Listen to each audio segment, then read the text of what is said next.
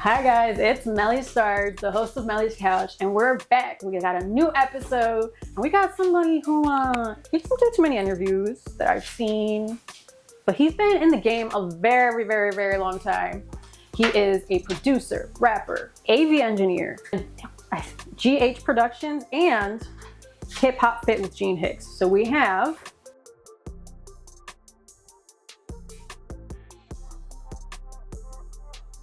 Gene Hicks, aka G the Man.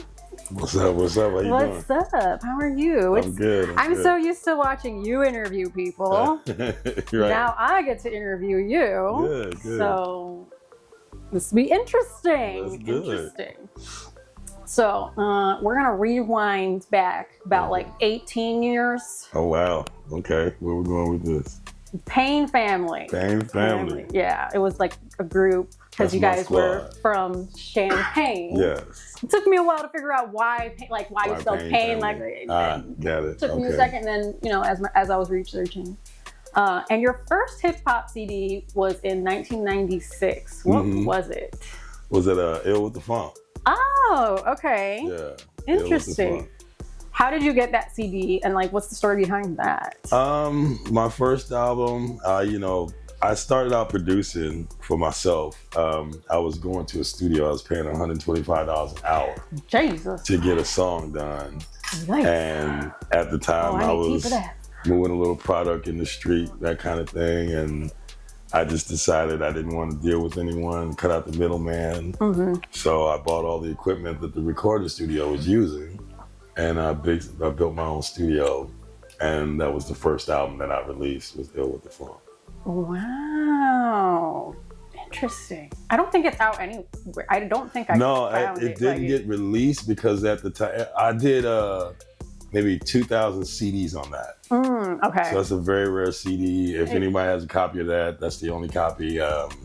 You guys got some exclusive shit right there. Yeah, we sold quite a few of those. Actually sold about 200 to Paris. Wow. So it got a good little play when I first put it out. I was selling out of the trunk of my car. Such a classic. Straight from the gate. So, I did that order, got the CDs, and just hit the street with that album. That was before the digital world was in here. So it was just a matter of get an album out, hit the streets, sell as many copies as you could, get another, a couple hundred copies, and just keep flipping and flipping. So. Yeah, flipping and flipping. But that was my first album. That's so cool. And then back in the day with the Bass Brothers, you guys used to host like the hottest parties. You did some serious research. I had my own radio show. Yeah, so you had your own radio show. Me and my partner, Glenn Boatwright, we were the first people in Champaign to get our FCC license at the community radio station. We started our own radio show called The Bass Brothers. Okay. So every Friday night, we got the station from 10 o'clock till, it was supposed to be 1 in the morning, but we could go till 6 because there was no one after us. Okay. It was a community radio station, so we could turn it off and on. Yeah. So we luckily took over, and I was the first person to come into that station and change the lines around so you can actually call in and talk. Yeah, because you guys had the first call in. Yeah, so we had the first call in, and that just blew up Champaign, being the top DJ in Champaign, running the radio station, and I would bring all the hip hop artists in and have them do a live show on the air. So I would give them each an hour. So, I had control of the radio. Yeah. So I could do anything I wanted on a Friday night. Was it hard finding artists to come in, or how did you go about that process? I was at WFT in Champaign, and at that time there was a lot of rappers in Champaign, and everybody knew basically when you came to Champaign and you wanted to get into the hip hop game, and you want to do a track with somebody or who's in the studio, G's the man you need to go see. Which is probably how you got G the man, because So that's how that worked. But at that time, I was just grinding really hard, trying to be one of the #1 artists in the area. Yeah. I got the knack to get the radio station, so that would help us forward our career, put our music out there, and have control of it. So, I was just making those moves as a young cat in Champaign, trying to do what it took to get that thing going. Yeah, definitely. And you were definitely very innovative. Because I feel like during that time, not everybody's thinking like, hey, let's start a radio station. Yeah. Hey, let's do these parties. I broke a lot of barriers. Yeah, definitely. I was the first one to actually get a building in Champaign and start a recording studio. And then every Friday night, after the radio show, we would have the after party. So we would have, I'd make $2 or $3 grand a night at my studio because I had this big warehouse, which used to be a cooler for Metal Gold milk. So it was like insulated walls. Yeah. I had this actually, 5-inch that, stick. you know what? That does work, though. It did. Right? Yeah. The warehouse was a freezer. It used to be like a freezer. It was thick walls, so I could have parties every night and people would come from all over. So we would have there's 2 lots on the side of my studio and they would be packed till 3 or 4 in the morning, and we would just have the after hour parties and shit. How many times did you guys get shut down? Never. Oh, what? No. That's because I ran things to a point that there was no trouble. There was always, security. We just, we ran things the way they were supposed to be run. So when you came to Champaign, you didn't get any of the dumb stuff. It was about having a good time and moving forward. Damn, I missed it. I don't know if I was born yet, but if I was, I missed it. Because I feel like even now, it's, especially with hip hop shows, a lot of times venues and stuff like that are very apprehensive. To do it to put on shows back then because they feel like there might be trouble. So for you to be doing it back then or so early on, and not have any trouble, not get shut down. Well, everybody in Champaign knew who I was, so it was a matter of respect. Like if you really wanna have a good time in this town, I'm already doing the entertainment for you. Like, why mess it up? Exactly. There's nothing around like this for miles. So people just respected it, and at that time they just didn't have any problems. Yeah, and if they had problems, it got handled. You gonna have some problems. Real quick. We gonna handle this. Well, G was gonna handle them, not me. I was gonna handle it. It was gonna get handled some way. So you were also making music. I found during this time, Still Bangin'. Still Bangin'. Get That's to Paign Family Jam. Paign Family is my Beatles. Right, yes, that was kind of the idea. That's my squad. That's the group that I came up with. We spent over 14 years together, solid, before we even had to move around doing things. Life took over, but we're back together now. We got a new album coming out next month. Paign Family's back in the building. Oh, see, I didn't know about the new album coming. Nobody shared this with me. We're in the recording studio right now. So tell me about this new album. Well, what happened was, over the past few years, I was going to school, Columbia College. Jock had to move to Alabama because his wife got a job down there, and then Rico had to move to Baltimore for a situation that was helping him in his career. So there was like a 5 or 6 year time period that we had to split up. And in that meantime, I was doing solo things. They were doing solo things. So we always kept music going. But fortunately, things worked out that they could move back. Okay. So Jock moved back, and then he's back in Chicago area with me. And then Rico moved back to Champaign, down there with Too Short Boski, who's another beat maker for us. And now we're back together. So every 2 weeks, we run down to Champaign, get in the studio, and work on the next project. Damn. Do you guys have a name for the new project? Not yet. Not yet. We're just knocking songs out. Do we have a track list? How many tracks? It'll be I need more. It's going to be at least 15 to 17 tracks. Okay. That makes sense, because I feel like the projects you have out now and in that range. Yeah, I like to do singles, but I also like to put an album out. And there was a time where I said, I don't want to do much albums because it's too much food to eat. Yeah. That, people don't know what to look for. So you release the singles. But what I ended up doing was releasing, single after single, and then decided to go ahead and get back into putting the albums out. So we're working on a new album with Paign Family right now. So stay on the lookout for that.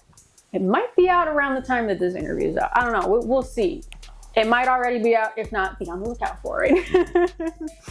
So under G the Man, around the same time, I also found The Underground, Blow It Out, Go to War, Good Living, wow. The World Is Mine. Yes, that's all my solo projects. I came with my next album was, what was that?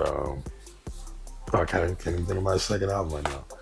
I will get there eventually. Doing numbers. Okay, Big figures. Big figures. Yeah. Big figures. That's all on a solo album. for every song that I like to do a music video. I'm a videographer. Yeah, I noticed there you have a lot of music videos. Yeah, I am totally into shooting my own work. I went to Columbia College for film and music business, so I learned a lot about shooting music videos and just making my own movies and doing that kind of thing. So every song that I really like, I would make sure I shoot a video to. And I'm kind of addicted. I've noticed. Of just building up my catalog. I like making videos, and I really like to put the time into them to, make it worth the watching. Yeah, definitely. I liked Good Living because it was like about fast food, kind of. That song. That was funny. The funny thing about that song is I wrote that song for a school project for my health class. It was for my final grade. Okay. So that's why, it was for a health class. The teacher was like, do anything, whatever you got, going to Columbia. So being an artist, you got to do something. You got to do something in your field. So I created a song called Good Living. And it's basically about, how Americans are just totally out of shape and not eating the right foods and staying in shape. And of course, with Hip Hop Fit, I'm always about definitely. staying in shape. So that was a release that I did single for a class project, but I really liked the song. So putting out the video, I got an A for it. I was going to ask. I got an A for it. But yeah, that song was created for my health class final. And, the video just did pretty well. Yeah, no, the video, I saw the video and I was like, oh my goodness. But I'm like, I feel like there's got to be a story behind this. There's I don't feel like G is just making I just set out to do a healthy video. Yeah, I'm like, I know he's into the health stuff. Yeah. But I don't think he just sat there one day and was like, you know what? I'm going to write a healthy video. I mean, right? So now we know the story. That's the story behind that. I got an A on my project. You got an A. Shout out to his teacher for assigning that, because now we have that song and music video. There we go. Everybody loved it too. Tell me about Wreak Havoc and Respect My Gangster. Wreak Havoc is he's the other guy in Paign Family. That's Rico. Okay. Wreak Havoc is his street name. It's his street name, okay. His moniker. Yeah, and he is like I said, those are my Beatles. When we get together, we just go hard and drop the hottest shit that we can drop. And that is his song, Time to Do Our Thing. Yeah. We shot that video actually in my garage. And just set up, we set up a podium, just kind of, he's talking to the crowd as like we're in a press conference. Yeah, I did see that. Yeah, so that's how that video came about. Interesting concept here, yeah, definitely. Doing numbers. Okay, so I need clarity on this one, because I think you did a performance with Steve at a Harlem show in 2014. Yes. I'm not sure if it was Numbers or Getaway or what. Well, we had a show in Harlem, New York. Okay. So we went there to do the show, and then I shot the video while we were in New York. Okay. So that's how that came about. We were down in Times Square. We were just all over the city and got some really good footage in New York. Yeah, and New York's such a easy place to film. It is. And then we went to Flatbush Ave. I had to film on Flatbush. Yeah. So there's that one scene where you see all the stores and stuff behind me. I'm on Flatbush Ave right there in Brooklyn. It was on point. So I had a great time shooting that video. Yeah, and I think New York, nobody's looking at you weird if you're filming stuff, because they're always filming it. There's a guy in diapers over there. It's a naked guy in diaper over there. No one cares what you're doing over here. Nobody cares that you're filming something. Yeah, that's New York for you. It is. I haven't been in a while. I should visit soon. Papa Doc Love featuring... Papa Doc is another one of my Paign family members.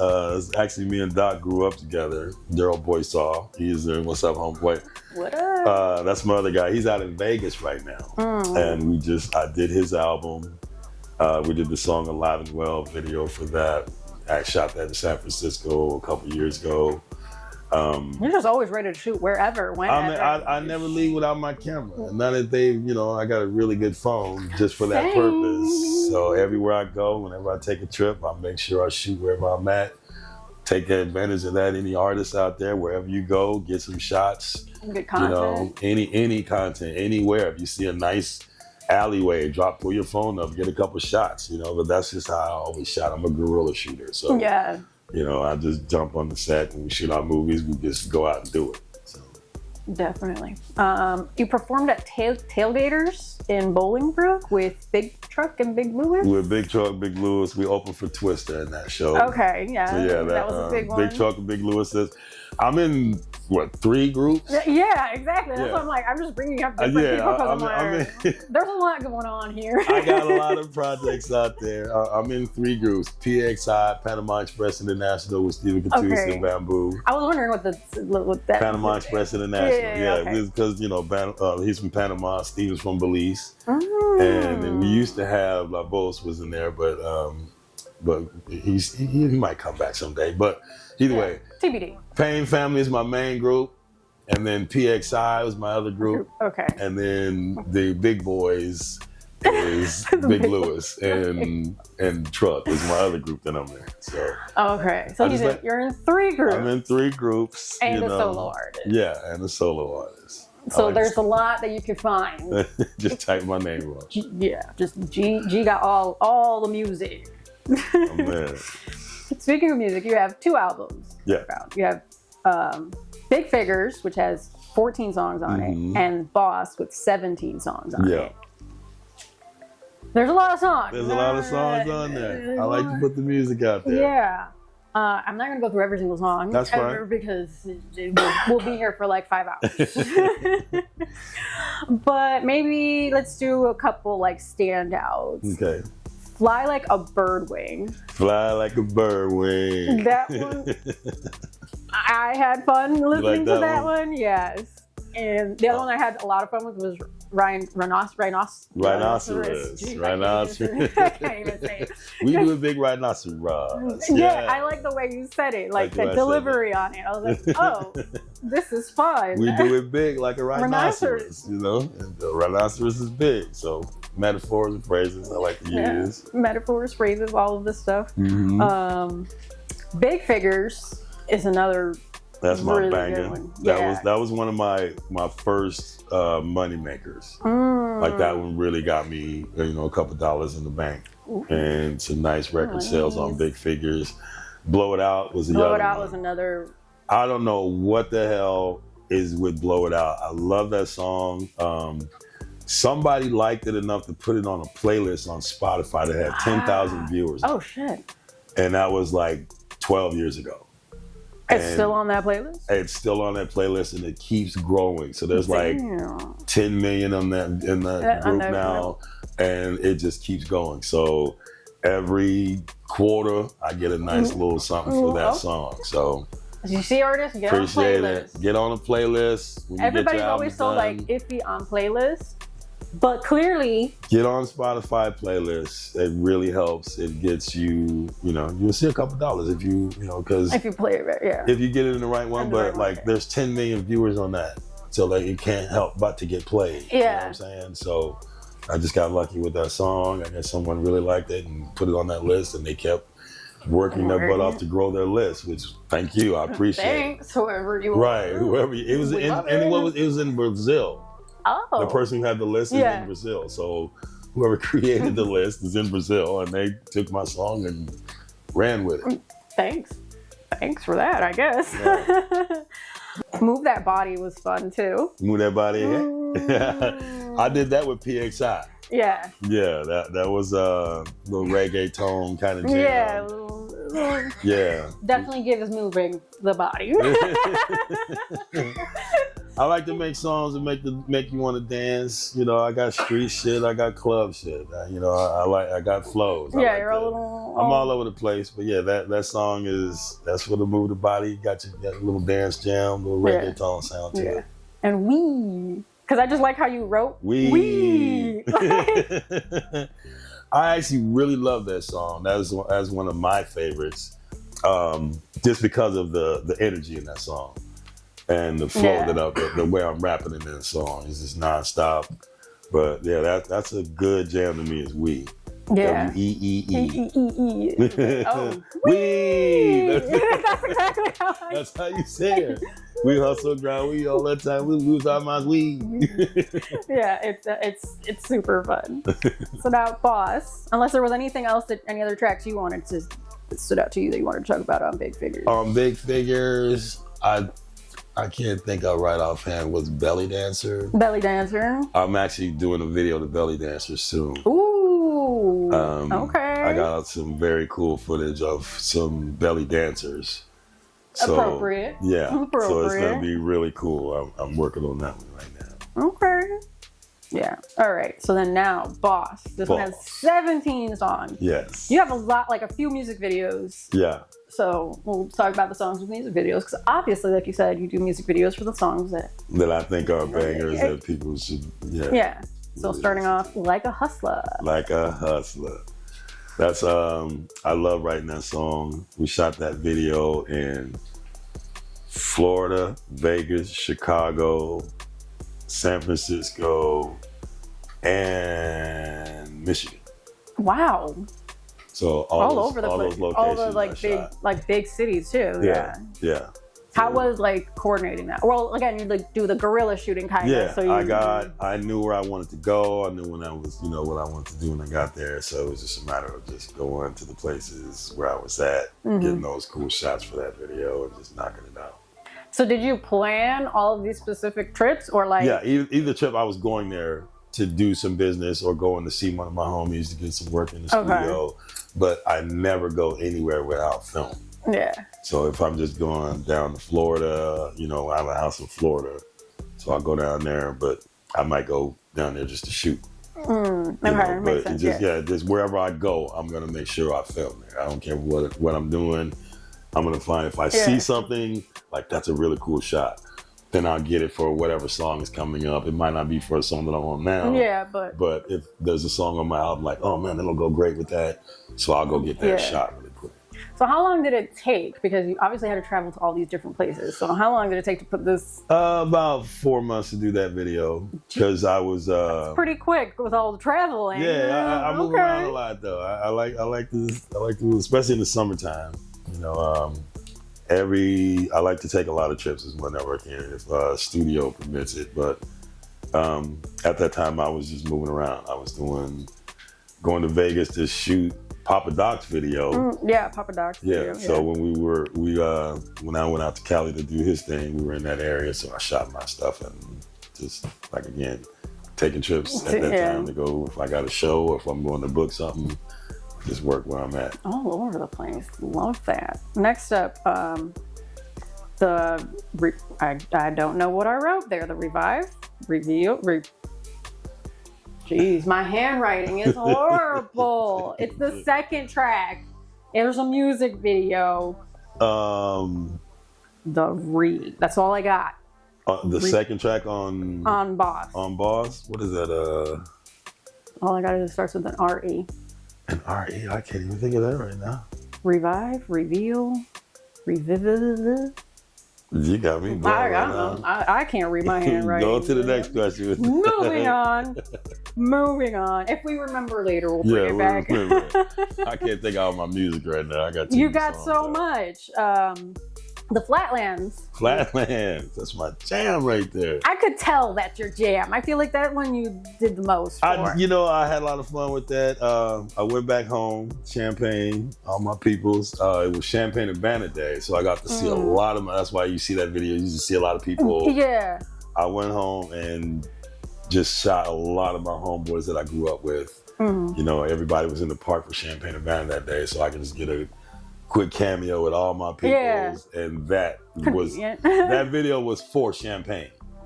Welcome to the Flatlands, welcome to the home. So I even wrote that for my home, and I just had so much fun doing that video with the cornfields. And the cornfields for sure. In the Midwest, you got to show the cornfields, man. Definitely, especially in Champagne, you're surrounded by cornfields. Yeah, for sure. Yeah. Give the world back. Give the world back. I felt like this one was another big one for you because I feel it was like a statement on with the way the current affairs are going right now, politics are out of the fucking roof right now. There's some crazy stuff going on. It's craziness. And that song pretty much touches on all social issues. Yeah. Basically how America's being treated, how we're all being treated, and society itself is basically falling apart. And that song, it just touches on all of those issues. Yeah. Like, what inspired you to be like, I need to make a statement, like I need to say something?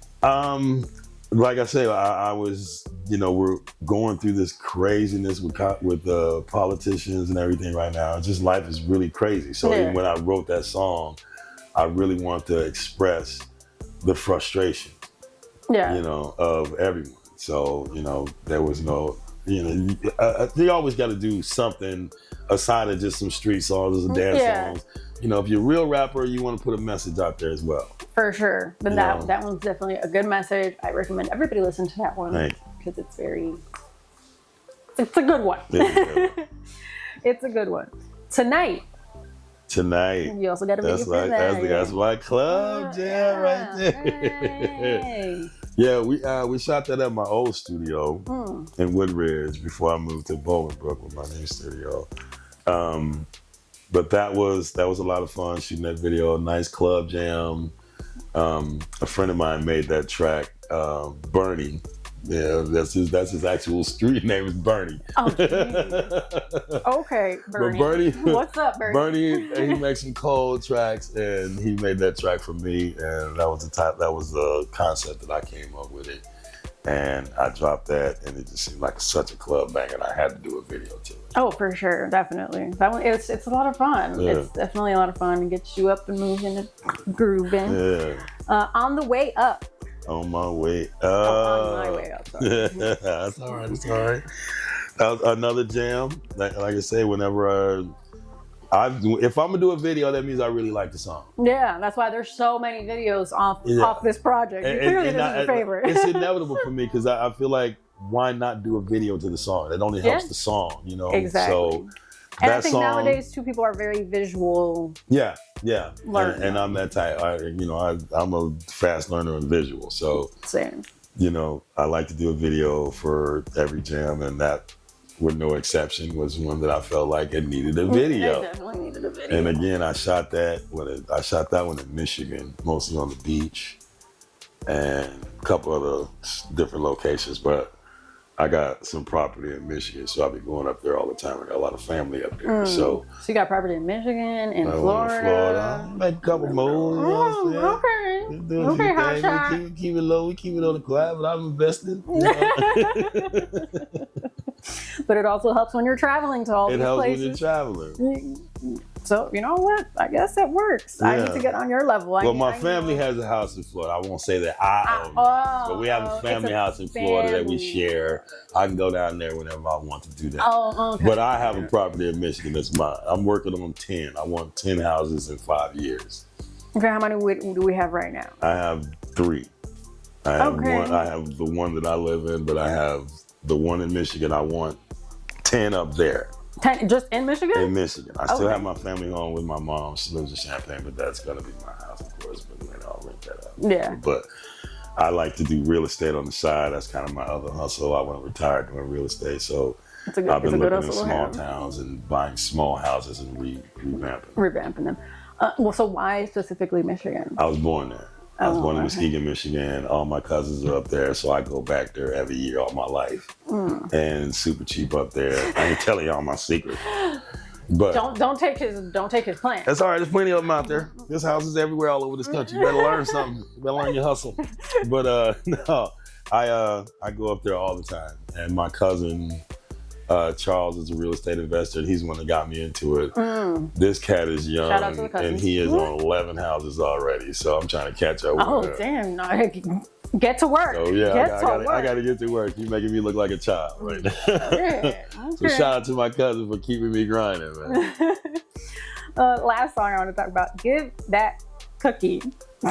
Give me that cookie. You know what that means, girl. Hilarious.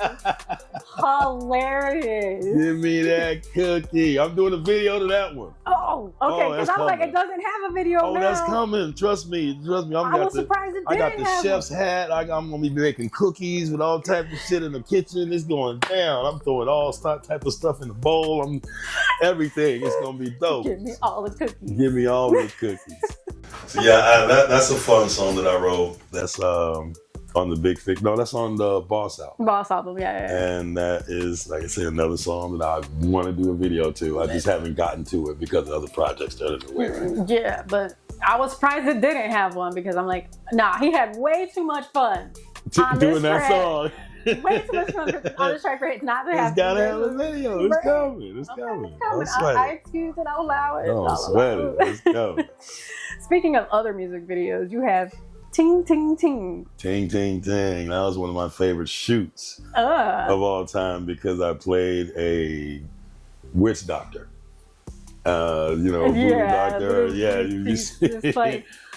I shot that video and my buddy was cracking up at me because I had on the short skirt and I kind of looked like a voodoo doctor. I had this wild mask on, but I shot that in my studio. A lot of green screen in that work. Yeah, I noticed you do a lot of green screen.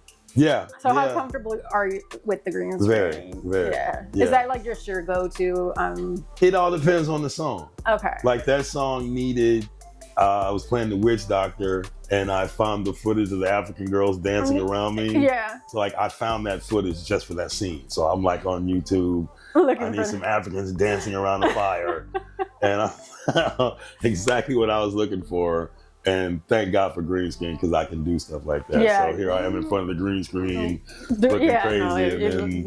Looking crazy. Yeah. And it worked out great. It did. It did. Looking crazy, but it worked. But it worked. And then Go Getter. That's another music Go video. Getter. Shot that in San Francisco at my homie's crib. Rest in peace to my homeboy, Hunter Miley. My buddy passed away not too long ago, but we shot that at his house in San Francisco. Went out there to visit him for that video shoot. And his son made the beat. That's why I did the video. Okay. It's like his son, he wanted to help get his son involved in the game. So he had his son send me a beat. I made the song. And then I flew out there to do the video for him so I could, could help his son get started in the game. So what did his son end up, where is he now? He's out there in Cali. Well, since his father passed away, things have a little bit changed. Yeah. So, he's just trying to cope with just growing up right now. Yeah, that's hard. Yeah, it's hard. Losing a parent is very hard, especially when you're very young. Yeah. I wouldn't know. So you've been doing music independently for like 20 years. Yeah. Yeah. I'm assuming you want to stay independent. Yeah. Okay. Yeah. I actually turned down Sony. They actually came to my house. Oh, dang. Sony. House call. Sony came to see me, but they wanted 99% of my royalties and residuals. I'm sorry, what? Yeah. That was in the contract.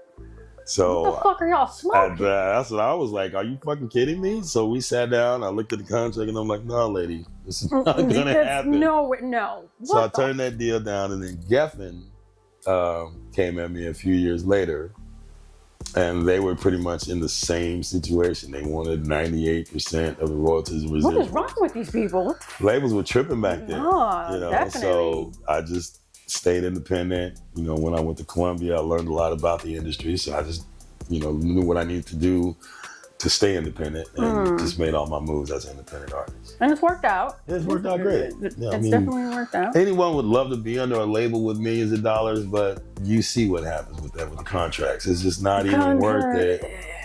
So, you'll end up owing the label a shitload of money and all that kind of stuff. That was the one thing that I learned in the gate was they pay for everything and you don't pay for anything. You just have to end up owing them. Yeah. So cut out the middleman, build my own, start my own. Yeah. With the internet, if you know my name, I don't need your label.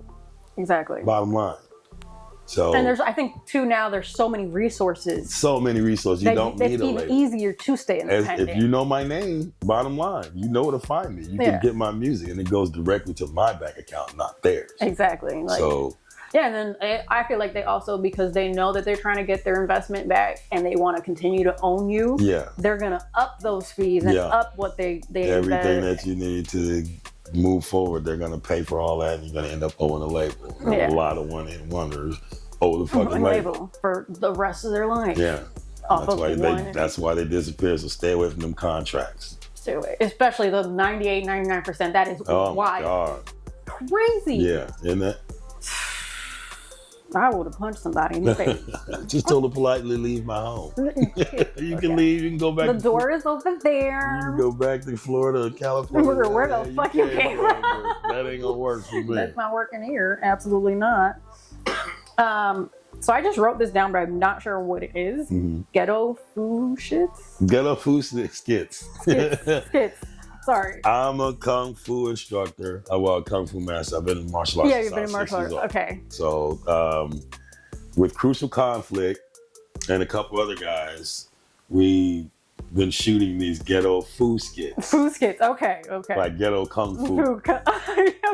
So, yeah. So think of a kung fu movie with, the subtitle and, so just with a bunch of brothers, in hip hop. Yeah. So we're creating these skits and we're doing a series of them and they're pretty funny. So no, they're hilarious. Yeah. So we just get together. But it was hilarious.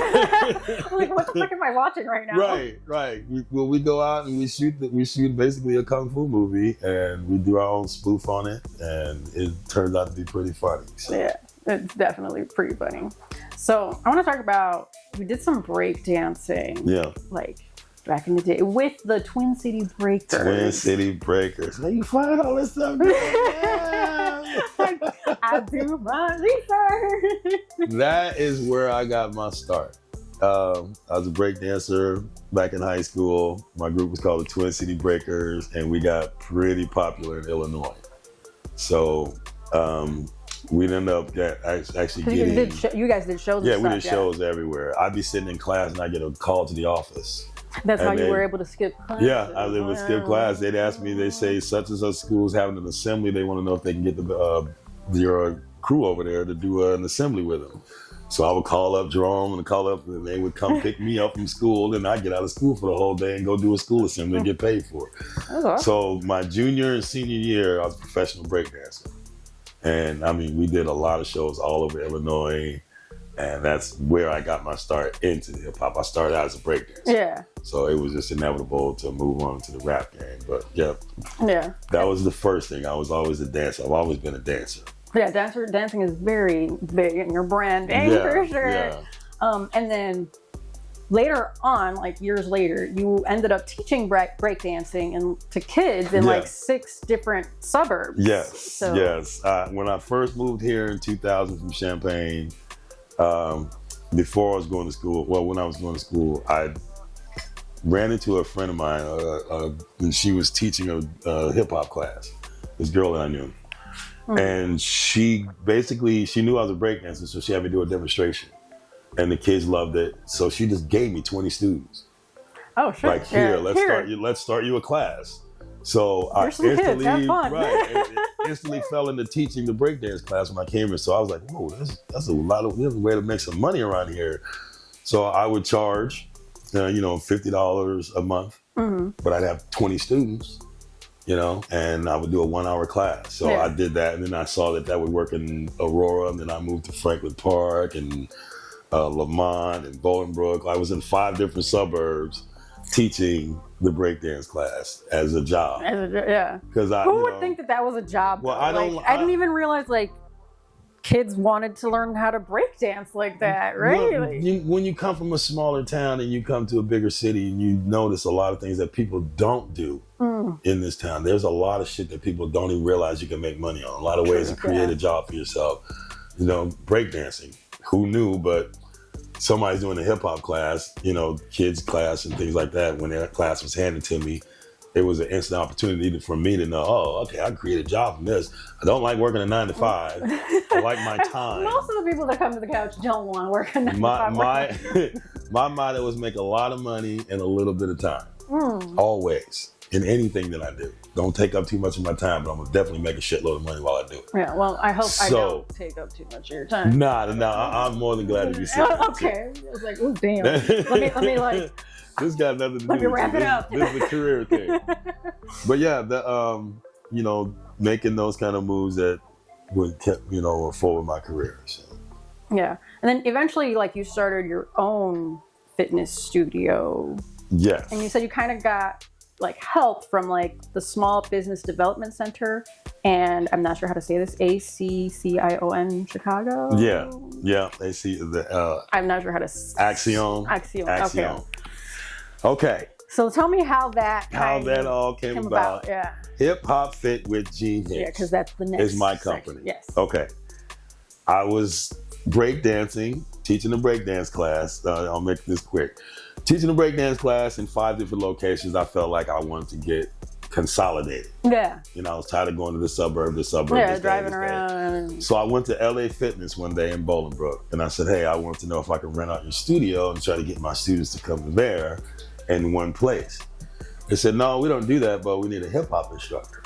And I'm like, I'm pretty sure I can do that. Yeah. So she gave me an audition. Not even 2 minutes in, she said, you're hired. She hired me right on the spot. I gave her a demonstration of what I would do. Yeah. You know, I do this kind of thing, do a song or two. She already knew. She said, you're hired. So I was like, wow, that was 2 minutes and I just got a job as a hip hop instructor in Lifetime. It was that easy.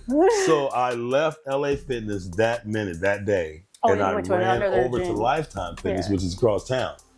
And I said, hey, they just hired me at LA Fitness as their hip hop instructor. Do you guys need one? And the girl said, hey, you know, she knew who the other girl was because they were kind of in competition with each other. Oh, okay. So she was like, let me see what you got. See, that part I didn't know. Yeah. So she gave me an audition, and 3 minutes into that audition, she said, you're hired. And I was like, for real?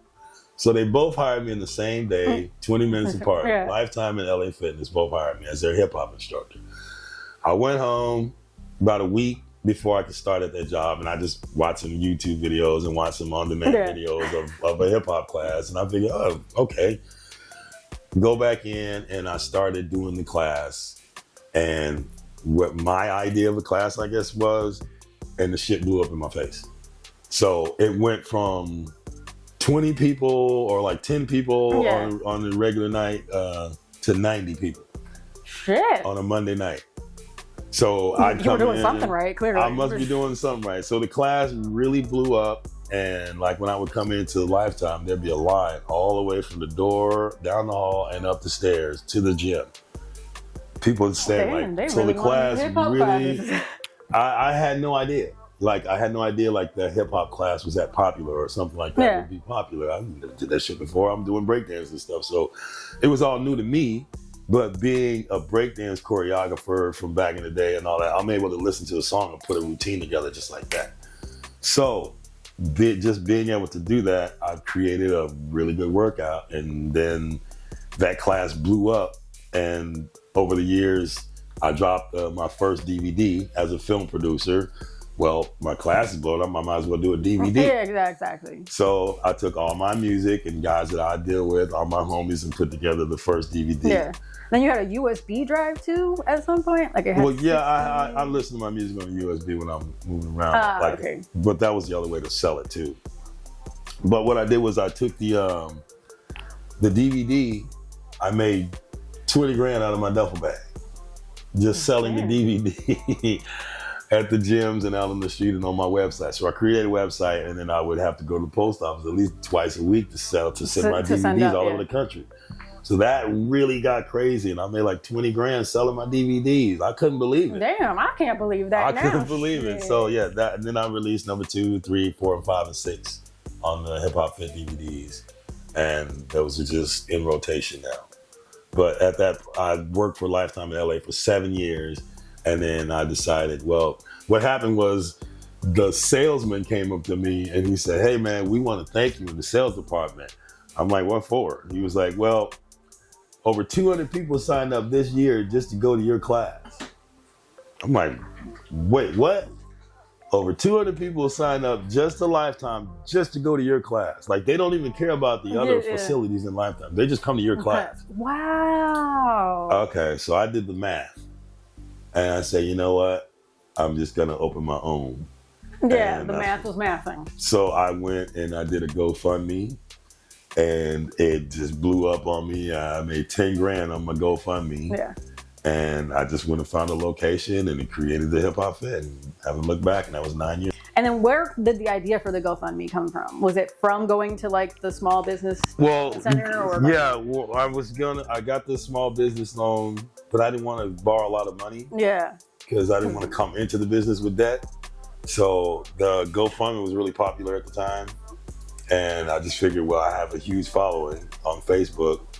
So it actually became this entity on Facebook, my GoFundMe campaign, because when I started it, it instantly just started going up. And then people were watching it, and everybody was watching it and just sending money. And people all over the country were just helping me out. So I ended up raising 10 grand on that thing, and that was amazing. So I opened the business with 15 grand. I didn't even have to, just bought all my equipment, found the location, and went right into business. So. That is awesome. So we're gonna go back for like a second. Since we're talking about making revenue, we finally remembered what song we were talking about earlier, which was titled Revenue. With the music video. And then we'll come back to Hip Hop Fit. There you go. So tell me a little bit about Revenue and that song. Since we remember now. that was one of my hustling songs. You know, I'm a hustler rapper. I like to rap about hustling, making money. I could tell. Yeah, so that was just the change shows that he be making the money. You know, little concept. But that song, another song that I liked, I felt needed a video. You know, the flow that I like, the delivery on that one, and just I got to use my voice on that one, I guess. Yeah, for sure. So now we're gonna break down everything with Hip Hop Fit. Okay. So you blend hip hop with calisthenics. Okay, and it's a total body workout. Total full body workout. You're gonna burn 600 to 1,100 calories every class. I can't go because I'll disappear. You definitely gonna lose weight. I'm just trying to gain weight right now. I can't lose it. It's a very effective workout. You know, I've built up at least maybe 800 songs over my time of doing the class. So it's just an all-around different type of workout. You know, you're gonna get a full body workout. You're gonna head, shoulders, knees, and toes. You're gonna lose weight. Shoulders, knees, and toes. You're gonna get in shape. You're gonna get your wind together. You know, but yeah, I do that every day of the week, 6 days a week. I'm at Hip Hop Fit. Yeah. And then you have like live stream and like on demand options. Yep, on demand. We do the live stream on demand service, so you can join us online or at home. And sometimes people join. It'll be 8 or 9 people in the living room with all their friends, and they'll get on, which is super cool. Oh, that is super cool. So yeah, they can join us from anywhere as long as they're in our time zone. Oh, well, yeah. But yeah, and then we did the Hip Hop Fit, signed with Body and Balance Network in London 4 years ago, and they picked up 4 of my DVDs and on their website, Body and Balance, and then they're playing it in 9 countries. Wow, you are all over the world. Okay, so famous. I'm trying to be right. Famous yet? Somebody know me somewhere. People know you clearly. Hopefully they get to know me after this. And you also have merch, right? Like Hip Hop Fit clothes, gear. Yeah, I got the gear, shirts, hats, and all that kind of stuff. So you guys can get your gear. You can get your gear. And then go work out. Ooh. There you go. Come on in the shop. I got a whole rack full of shirts. You can grab one right there. And you guys do a lot of like events and like theme nights. So I'm gonna bring up some of them. You have like Prince Night. Prince Night. Celebrate Prince's birthday. That's always a big one. A lot of Prince fans in the area. Yeah. So, you know, the ladies come out and pack the house and they're purple. They're purple. Purple. That's why I had to bring up Prince. Purple. No. Diva Night. I feel like that's another hit. Yeah. I play a lot of Beyonce and stuff like that. You know. That's what it gives. Yeah. Try to get the ladies something to feel prideful about. Yeah. Know? And then you guys have at the Promenade Mall, you did like outdoor sessions. I don't know if that was like a constant thing that you do or just during the pandemic. At least, well, what it is since my studio is in the mall, they gave me access to the street. Oh. So I have 2 studios in the mall. If I want to do it outside, we do it at least 4 times in the summer. Okay. Just to bring people to the mall, get it outside. Yeah, have like, you know, and that's it. To have that event, that helps the studio, it helps the mall, get people in. So working with them, they've really been nice of help, having me do that. And they basically said, this is your second studio. Anytime I want to use the outside, all I got to do is call them and they'll block out the street. Wow, okay. So we can go out and got do all the class. connections. Got the connections, Yes, man. So yeah, they really look out for me at the mall. I've been there for going on 5 years now. Okay. Yeah. And I built a nice relationship with Promenade, so they really got my back. I thank them. That's awesome. And then you also, during the pandemic, you did like outdoor sessions too. Oh my God, that was the worst. I was wondering how that was. We made it through. Like the y'all pandemic. made it work. Yeah, we just luckily my old studio was in Woodridge. It was in the warehouse district, so we had a big bay door, so people could. So we moved the class outside to the alley behind the studio. Okay, yeah. So I could there was hold a lot class. Of rules too. Oh my God! I saw the rules. I was like, yeah, because we had to deal with that pandemic shit, so everybody had to wear their mask and all that kind of stuff. But we could still. I was able to survive through the pandemic in a fitness class. And I actually moved to a new location during the pandemic. People thought I was crazy, but I knew it ain't gonna last forever. Yeah. So I signed the new lease at the mall, moved into that space during the pandemic. That's awesome, because not a lot of people made it through the pandemic. Not a lot did. So I'm very blessed and very thankful that we got through that.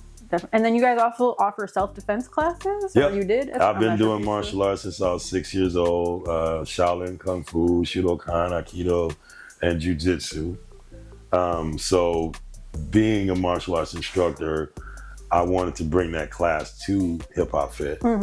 So we did it a few years back and then it kind of fell off, but then I just brought it back and it's gotten really popular again. So got a packed house every Tuesday night at 7 o'clock. Tuesdays at 7. I might have to check that one out. I'm teeny tiny, so I might need to like. Yeah, come teach you how to beat up somebody. Exactly. Keep your wallet. Keep my wallet. Very important to keep your wallet.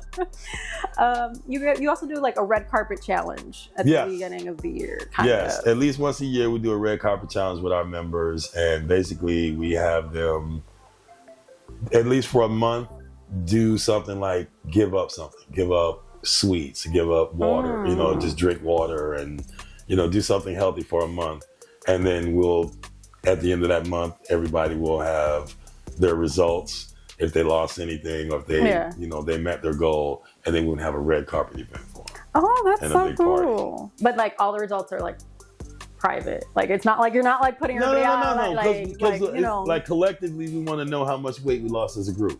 Okay. So we lost last time was like 80 pounds between everyone, or like 120 pounds between. Y'all lost the meat. We lost a whole you. So yeah, that kind of thing. It just sets the goal to keep the customers, in tune with the studio and just wanting to do something more exciting than just be in a gym. Yeah. I like to give them something that make them want to keep coming to my studio. That's what's up. And then True to the Roots breakdance camp. Yes, I started a breakdance camp. You still had to bring the breakdance I got to bring it back. The sad thing is a lot of kids ain't doing it. I couldn't even pick. I had 2 students and then it went down to 1. And like this right now, a lot of kids just aren't breakdancing. But I did start a breakdance camp. Y'all need to get it together. I know. I'm going to bring it back next year, so hopefully we got to get more than 2 guys. Yeah, got to get more than 2. You also brought El Zumbero for a master class, like a Zumba type thing? Yes, I have a Zumba class. Megan, she's my Zumba instructor. She's super awesome. Brought her in about a year ago, and her class is doing really well. Oh, okay. Zumba was like a popular thing. It was for a while. Like a little while, and I guess it's still around. But not as I wanted to capture the Latino community, so I hired a really good instructor and, try to provide something for them. Nice. And then you also did a blood drive with the Quad County African American Chamber of Commerce. Okay. Yeah. We do things like that at the studio to help out the community. So we do a blood drive for certain organizations that come in, Red Cross and things like that. We do that kind of stuff all the time at the studio. Anything that helps the community. Yeah, always giving back to the community is very important.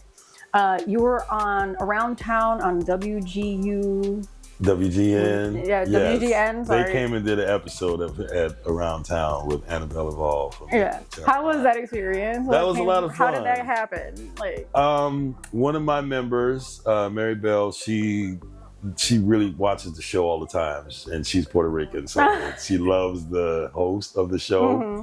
So she actually contacted them and told them about us, and then they saw who we were, and they were like, "Oh yeah, yeah." So they came on out, and did a whole episode on us a couple years ago. That was super fun. Well, that's very fun. Yeah. Another really fun that I watched, I was like, "What is going on here?" was on Radio Vive, I think, El Show de Jorge. Yeah, when I did Hip Hop Fit at the Spanish. Yeah, the Spanish station. Yeah. Yeah. Did you understand what they were talking about? No. Okay, because I did, so I was cracking up. I speak poquito. Poquito Spanish.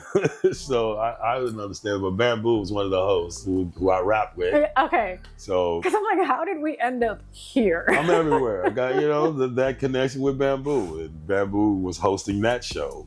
And then he invited us on to do the Hip Hop Fit because that was when I was released the DVD and just getting the business started. So he was helping me market the studio. Yeah, no, it was a lot of fun. Yeah. And they were making very funny comments.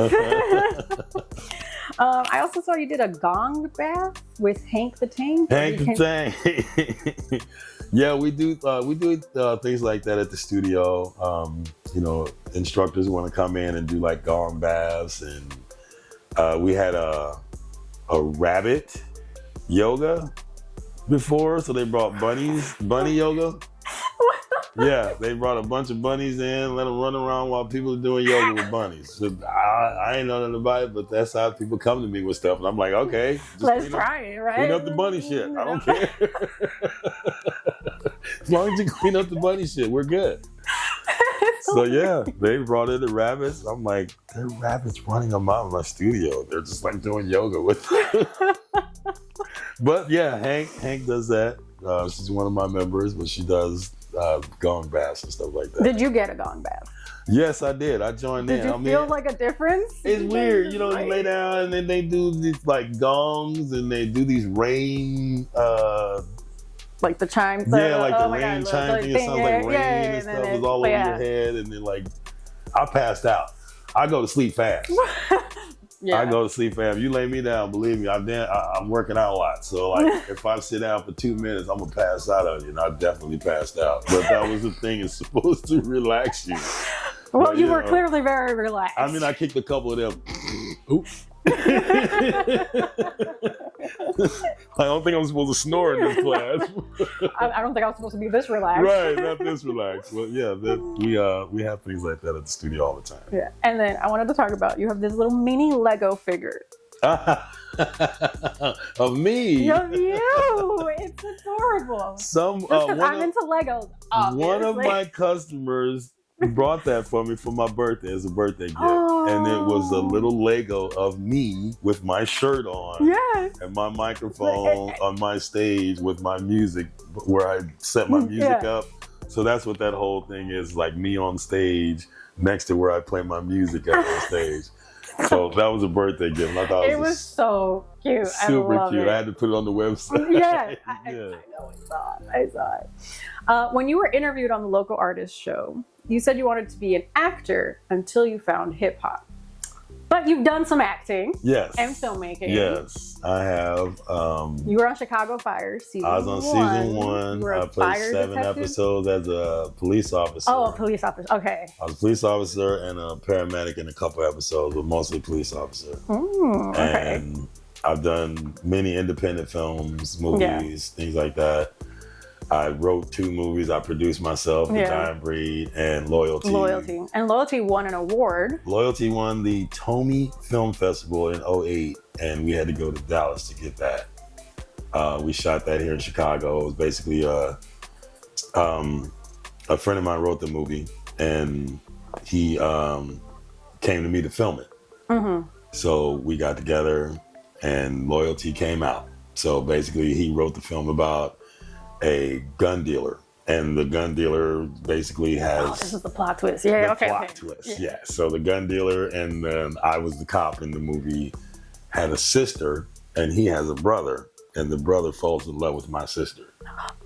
So that, Giving so Romeo and Juliet vibes. Yeah, and basically, and me and him have been after each other for years. So all of a sudden, the daughter, the sister and the brother are involved. So it's a really good plot. But Sam Wheeler wrote that, and he came to me to film that, and we shot that in about 4 months. Put that movie out, and won the Tony Film Festival for that. Yeah, that's awesome. That's really awesome. How did it feel like winning an award? Like, that was awesome. It was, we didn't expect to get anything from that. We were just filming a little ghetto movie, thought we were going to get it on. That was a little ghetto movie. But then, with the distribution levels now, you can go to CD Baby and things like that to get your movie up on platforms. So we were just trying to get a movie done and see where we could take it.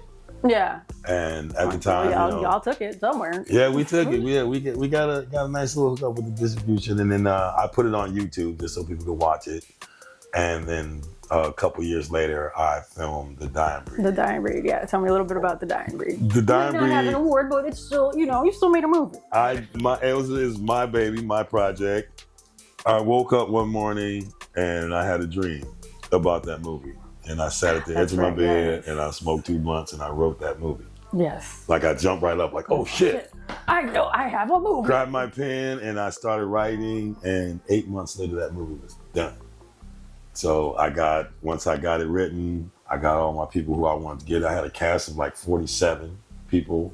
Wow. And that's not easy. It's not easy, but I just stayed focused on it. And once I started, I set my dates to shoot. I would go do it and just knock it out. And then Rick Ivey was a partner of mine in this film. We would just go back and edit every night and just get it done.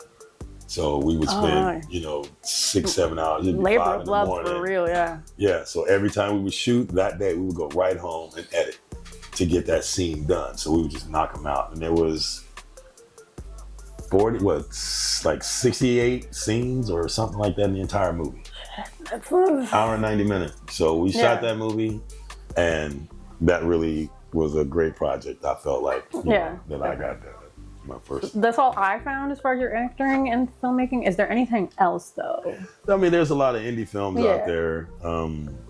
I did some stuff that made it to like Blockbuster and all that kind of stuff. That was before, the iTunes and Amazon. Yeah, and before all of the distributing. So I did a few indie films back in the day coming up.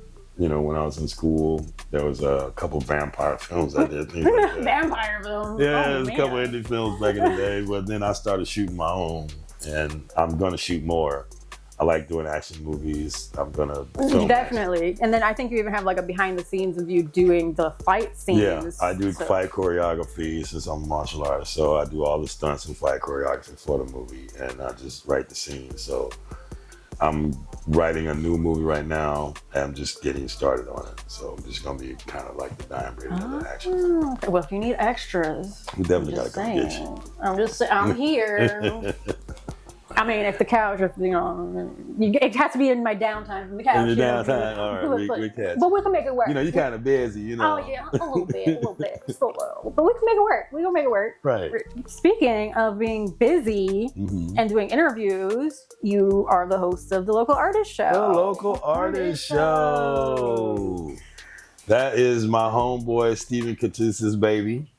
He invented that show, and he's an awesome guy for doing that. And he called me up and he said, "Man, can you help me get a host for the show?" And I said, "Nigga, me."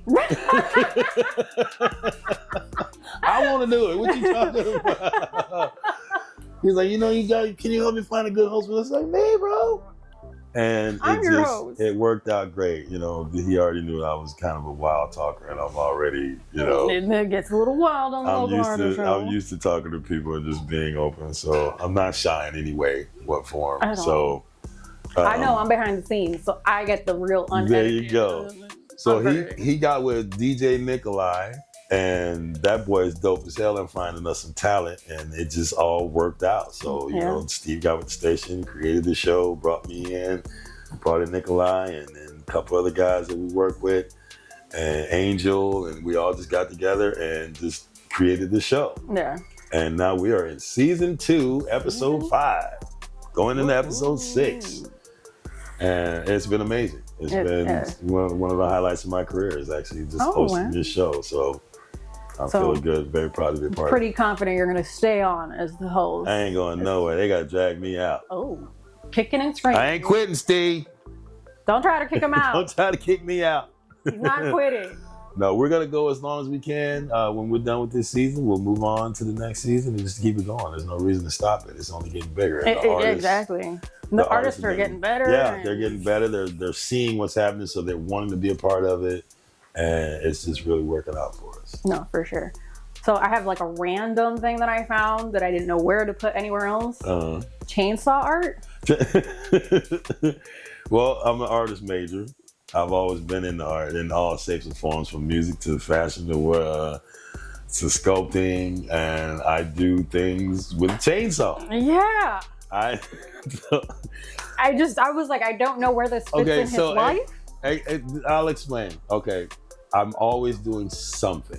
Clearly. Whether it is an art project, whether it's music, filming movies, it's all art.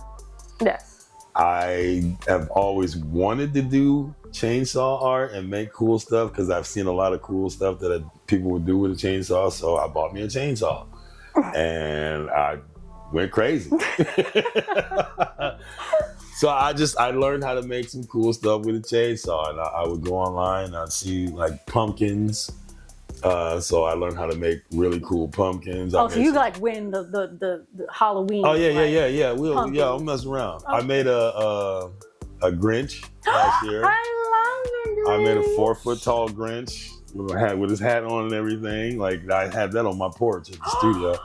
But yeah, I got a chainsaw. If you have it again this year and it goes missing, you gonna get it? It's all yours. I don't know what happened to it. If it goes missing, it goes missing. It goes missing. Then it goes missing. So yeah, I'm always doing art projects, and I wanted to do some chainsaw art. So I bought a chainsaw, and I just started carving. And it was just, and I've carved, oh my God, so many different things, I can't even explain, but yeah, a lot of sculpting with a chainsaw, a lot of very cool pieces like the Grinch, like the pumpkins for Halloween. So like I make a pumpkin, they're like this big. But they have like a face, like a total, eyes and all of the whole thing, and painted all orange. Full pumpkin, but I would sell those, and I sold like 10 pumpkins last year. So damn, there ain't a log out there that I look at wood differently. I'll see a log, I'm like, ooh, what can I get out of that? What can I make? What can I make from that log? So, chainsaw art, art that's my latest. I've been doing lately. But my newest art project, I'm making Hot Wheels clocks. Oh. Trust me, dope. I took 12 Hot Wheels, put them on the clock, put a clock piece in them, so like, glue gun. Yeah. They came out with the glue gun. I don't know why they did that. Like, I get out with a glue gun. Who came out with a glue gun? Whose idea was that? So that's one of my newest art projects. I made some clocks out of Hot Wheels. Are you gonna sell those too? Yeah, I just sold one today for $60. Oh shit! Sold one this morning. Damn. Okay, so hit them up. If you like Hot Wheels, if you're a car enthusiast, think of a clock with Hot Wheels going all around for the numbers, with the clock piece in the middle. So 1 o'clock, 2 o'clock is all like a really cool Hot Wheel car. Y'all know how clocks work. You know how clocks work. Okay. Okay, you know how clocks work. You know what Hot Wheels look like. Mesh it together. There you go. Mesh a Hot Wheel and a clock together. Bam. You got it. So is there anything else I missed, Mr. I Stay Busy All the Time? Oh, no. I think we covered everything. Yeah. You went through all my music. You found stuff that I forgot about. That's what I do here. So I appreciate the research. That was great. Thanks. This is the end. Normally I get a freestyle, but I think you've paid your dues in the industry. I think we could skip the freestyle. He's got plenty of music all over the place. 3 groups, himself. Y'all can find some music out there, videos, all the things. So let everybody know where to follow you. You can Google Gene Hicks or G the Man. Either one, G-D-A-MAN or Gene Hicks. You can find Hip Hop Fit with Gene Hicks at hiphopfit.net. G the Man 1 on Instagram, and G the Man Hicks on TikTok. Ooh, yeah, the TikTok is really fun. My TikToks are fun. I got a lot of my videos from class on TikTok. Most of my TikToks is the Hip Hop Fit, and then the Instagram is like my rap page. Yeah, we have like the 2 Instagram. Go pages. to YouTube where all my stuff is. I always try to refer to people to YouTube because that's where all my music videos are. That's where all my stuff is. So if you want to see my work, go to YouTube, see all my music videos, and I'm on all music platforms under G the Man. So thank you very much. Hope you guys enjoy it. So here's your thank you card. Thank you for coming onto the couch. Thank it's a pleasure having you. I appreciate it. Oh, yeah, and we'll see each other soon on the Local Artist Show. Remember to check them out. So check us out on the Local Artist Show on Can TV officially. Remember to check out The Lot, my official sponsor. We could not do this without them. Remember to check out Ambience Beats, who provides the beats for the couch and all Melly Starz content. Check out AG Designs, who does the graphics, the crochet, and all of the other things. And remember to tune in next week because you never know who's going to show up to the couch.